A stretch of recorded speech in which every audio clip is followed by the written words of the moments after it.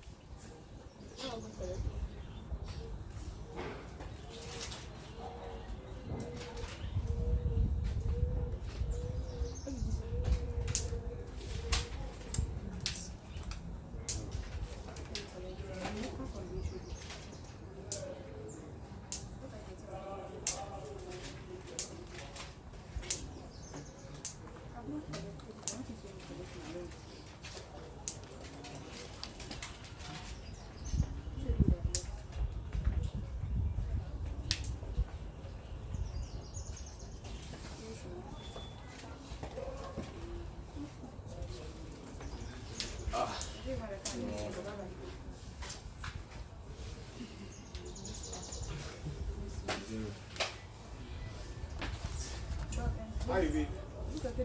Looking like 0. Oh no. It's 0. It's 0 or looking like 0? You will not give me. The row form gives 0. Check with your calculator. True. Okay, the nth root test, look at this. The nth root test says that you should have the nth roots of a sub n modulus, right? Then you take the limits as n approaches infinity. Can you remember that? And then we said that you can equate this to alpha, have you? And if alpha is less than 1, that means the series is convergent. If alpha is greater than 1, it is divergent. If alpha is equal to 1, the test fails. Can you remember that? Yes. Okay, so in this case, look at our an. Our a sub n is equal to n over e raised to power n squared. So modulus of a sub n is going to be what? You know, this is always positive, Abi? So modulus of a sub n is still just e raised to power n squared. Then the nth root of this, of a sub n, is going to be equal to n over e raised to power n squared, then raised to power 1 over n. Did you get that? Yes, sir. That will be n raised to power 1 over n, then divided by, that will be what? E raised to power n. Alright, so what will this give you now? We want to now get the limit of the nth root of this over an as n approaches infinity. So this is going to give us what? So what can you do about this? So we are going to have this to be n raised to our limit as n approaches infinity of n raised to power 1 over n divided by e raised to power n. So what do you say about this? Where now?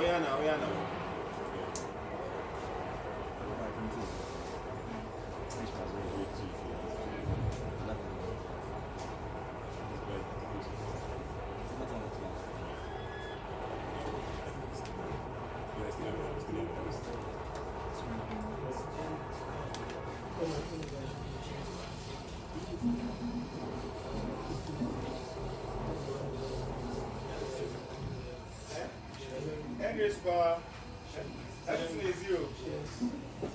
How did you get that? Infinity raised to power 1 over infinity. 1 over infinity is 0. Wait, which one is there? That's infinity raised to power 0.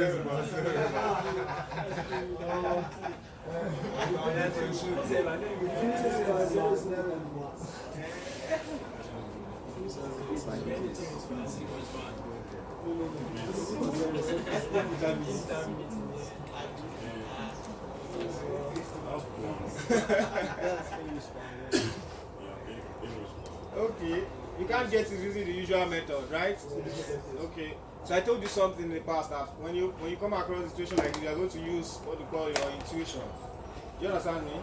Just try to see the pattern, how the function actually behaves, and reach a conclusion based on that behavior. I remember that. We talked about.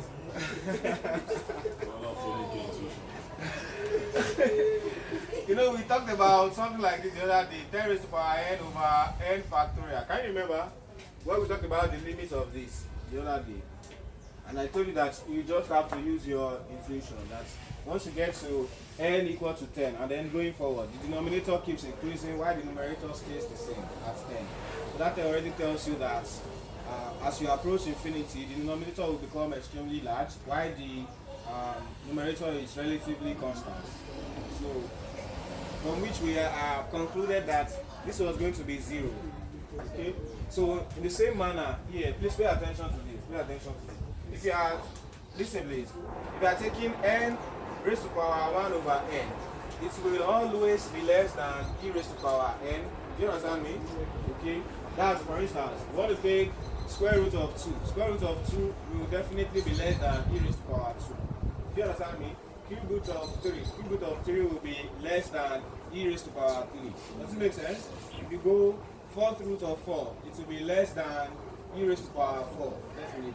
Do you understand the idea? Yes. So why the numerator stays very, very small, the denominator goes extremely large. Do you understand the idea? Do you get it? Alright, so you will see that here, by intuition, we say that n raised to power n, okay, is always far, far less than e raised to power n. So we expect that as n approaches infinity, okay, this summation, this our n raised to power n minus 1, e raised to power n, should what? Approach 0. Does that make sense? Do you understand that? Alright, so if it does, then the limit we are interested in is 0. So since the limit is less than 1, we conclude that the series is convergent. Does that make sense? Since the limit is less than 1, we conclude that the series is convergent. Is that clear? If it was greater than 1, it will be divergent.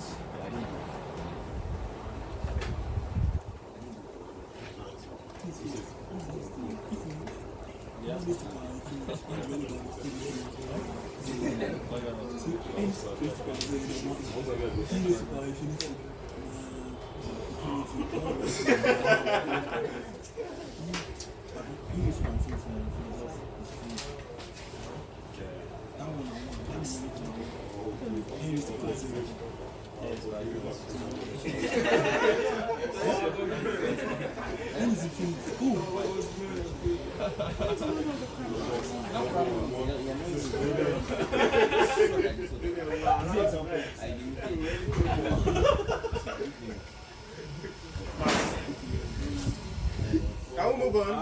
Welcome down.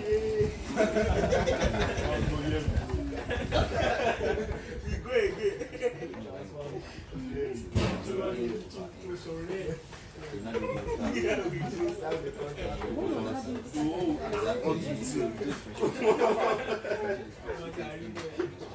Lano,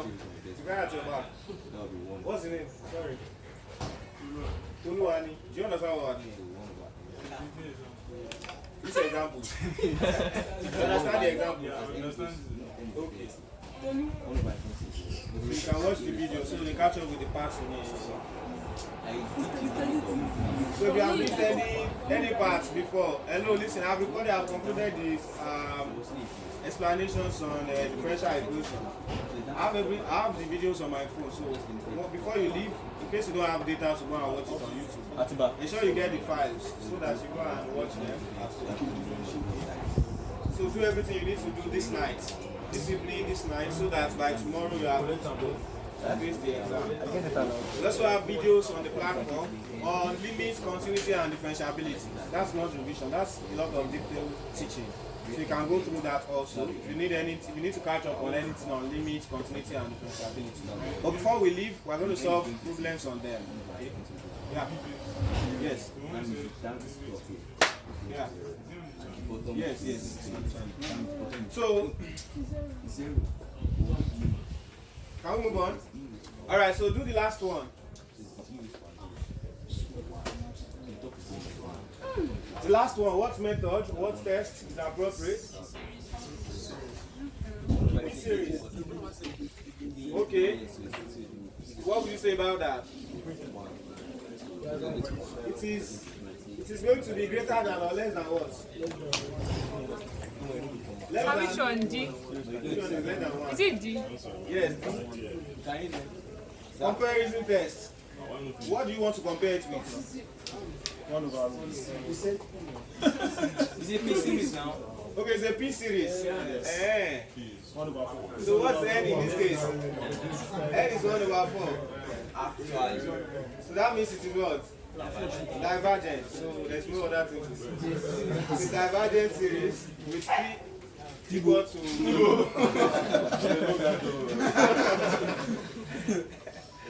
It's the other compound.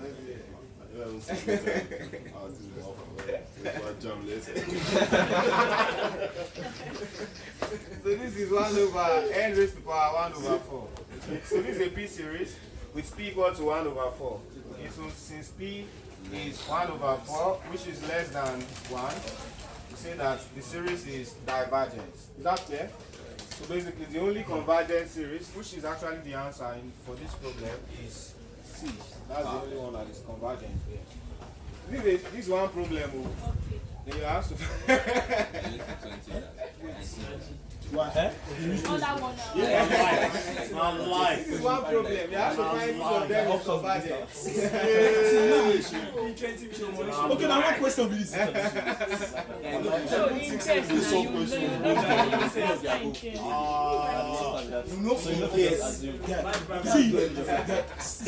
So that's what I told you. I say get past question, then put yourself under that timing. If it is 1 hour and 20 questions, put yourself on that timing. Practice like 2, 3, 4, 5 years.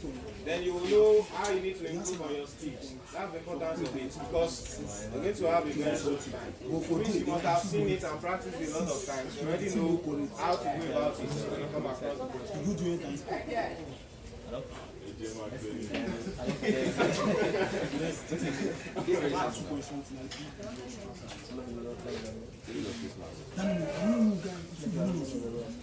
That's not all of the answer. The answer is indifferent from I don't see. For them to people that one moment and that's different. Yeah, she means I don't people know the answer. I can't go change. Because the answer is very different. Nah, no. What's long? She be this school that they're doing this for them outside. Yes, please go now. No sleep from the Okay. Can we move on? So let's take some questions on sequences. Okay, let's take some questions on sequences. Sorry. There's one more thing we need to discuss on that series. So let's use a question to discuss that. Max, yeah. Sorry that I want to ask this question. When I'm like, there's no sorry here. Tell them to go. Till done. What time do you end? We are done. Okay. So done with us. Like, how many topics so once we are done with listen, once we are done with series now, since you have done sequences and limits, continuity, and differentiability before, you can leave. But those that are here for revision class can still wait so that we will take some questions. Stop talking like this now. How else should I talk? You became the question I'm talking to come and play again. calms down. If you don't come and play now, we are not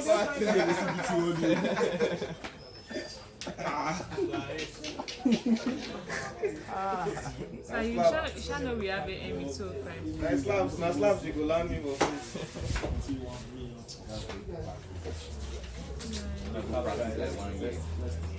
One AM. So look at something now. So you may be given what we call a functional series, and you want to get its interval of convergence. So let's quickly discuss that. You tell me.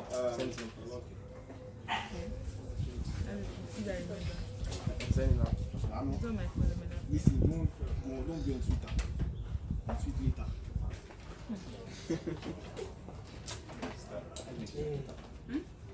Lano and Twitter. Twitter influencer. This guy. Maybe you should just go and face your influencer career. It's a career, it's a career. No man, I'm good to People are making fortune out of it now.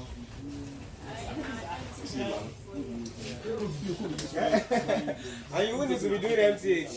Sure you get it. So it's relatively easier, and you make more money. So they don't shank you there.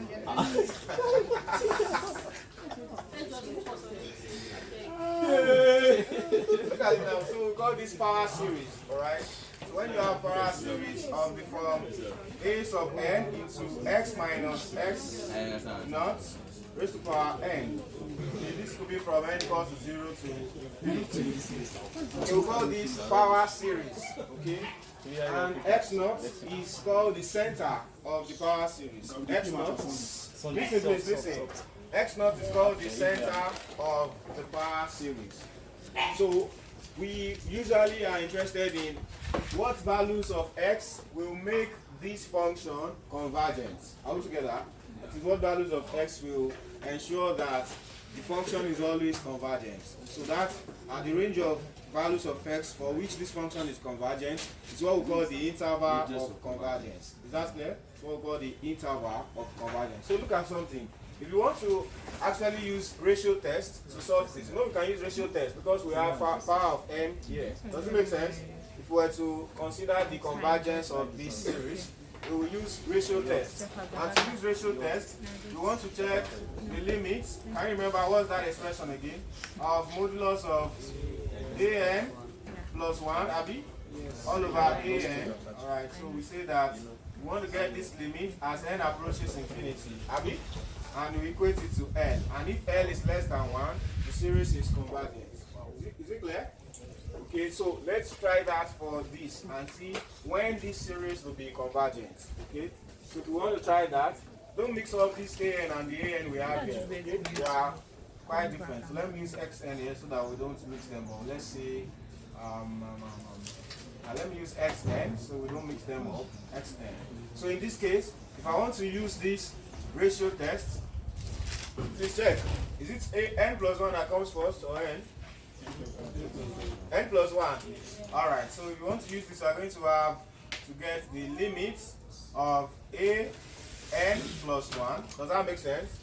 Into x minus x naught raised to power n plus 1. Does it make sense? All over. So we are going to get the modulus of this. Then that will be what? All over an into x minus x naught raised to power n. Is it making sense? Then we want to get the limit of this as n approaches infinity. Is that clear?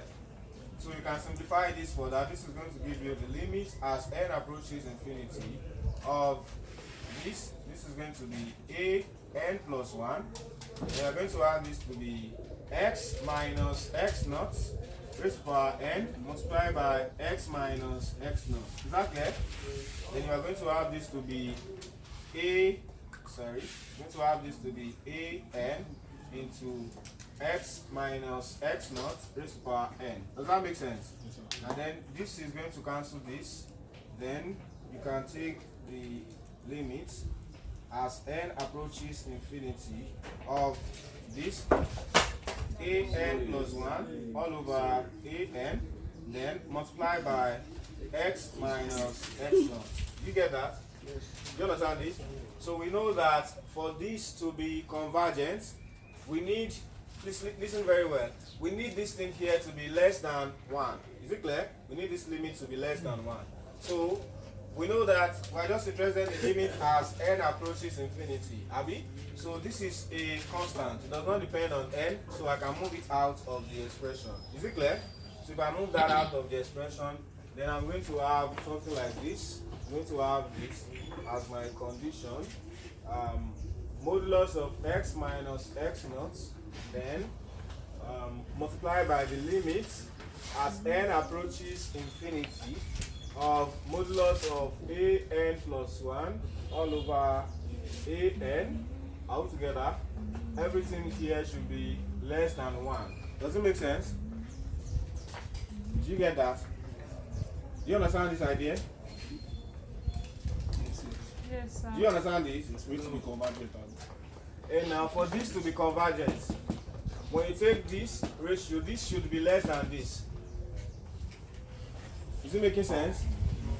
That limit of an plus 1 all over an should be less than 1 when you take the ratio. Is that very clear? Yes. When you take the ratio of that. That means that when we are given the power series, basically what we are interested in to check is actually this. Is this clear?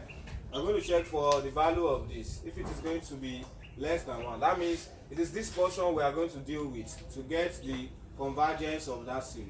Does it make sense to you? Do you understand this? Okay. Okay, no. It's not loud. Now please write. The radius of convergence. The radius of convergence. To look at something, the radius of convergence R is given by r is equal to the limit as n approaches infinity of this. This is going to be limit of a sub n all over a sub n plus 1. So look at something now. How will you come about this from here? You know that we said this should be less than 1, Abi? If this is going to be less than 1, we just want, listen please, listen. We just want a condition for our x. We want to get a range of value of x for which our power series is convergent. So if you want to get this from here, you can say that x minus x naught modulus should be less than, I can divide both sides by this limit. So I expect this limit to be positive because I'm taking limit of a modulus. Is that making sense? Do you understand what I just said? Alright, which I could just have written as modulus of whatever that limit is. So if I divide both sides by this, that's the positive number. I'm going to have to divide by the limit as n approaches infinity of an plus 1 all over an. Is it clear? Do you understand what I just said? Alright, so the inverse of this limit is the same as this limit. Do you understand this? This expression here is the same as this. Does that make sense to you? Do you understand this idea? Yes. What we mean by that is that, you know, I can write this as saying this is x minus x naught modulus is less than the limit. So when I have 1 over limit of this, I can take the limit of everything. This will be limit as n approaches infinity of 1 over this. So 1 divided by this is the same thing as having 1 times an all over an plus 1. Does it make sense? Do you understand what I'm doing? Yes. Do you get this? I mean that we can simply write this as limit of 1 over an plus 1 all over an. So that's inverse of this. So that can be written as modulus of x minus x naught less than the limit as n approaches infinity of the modulus of an all over an plus 1. Is it clear? Does it make sense? Do you get this? Do you understand it? That means the series is convergent when this condition is met. Is that clear? Alright, so we're now saying that the range of values of x for which the function is convergent, this power series is convergent, will be given by this relationship. So we call this, this expression here is what we call the radius of convergence, R. Okay? That means when you are asked to find the radius of convergence, R, you can get this. When you've gotten this, then the interval of convergence will be given by x minus x naught modulus less than R. And from what we have done before, you can simplify this to be minus R less than x minus x naught less than R. Is this clear? So from here, you can get this to be x naught minus R is less than x, which is less than R plus x naught. So see x naught plus R for uniformity, x naught plus R. So this is going to give you the interval of convergence. That means this power series will be convergent when x lies between x naught minus R and x naught plus R. So depending on the question, you may be asked to find the interval of convergence. You may also be asked to find the radius of convergence. Anyway, is that clear? So once you get the radius of convergence, you can get the interval of convergence by making substitution into this expression. Is this clear? Alright, so let's solve a problem. I wanted to try to make reference to the question here. Can we move on?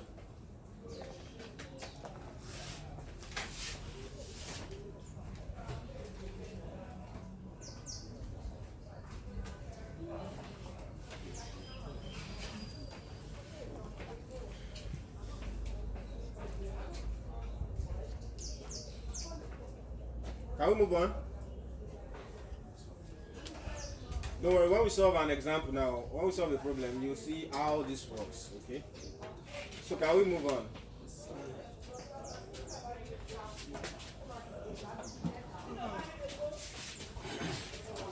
So look at this. Find the interval of convergence right now, right? Find the interval of convergence of the series of real numbers.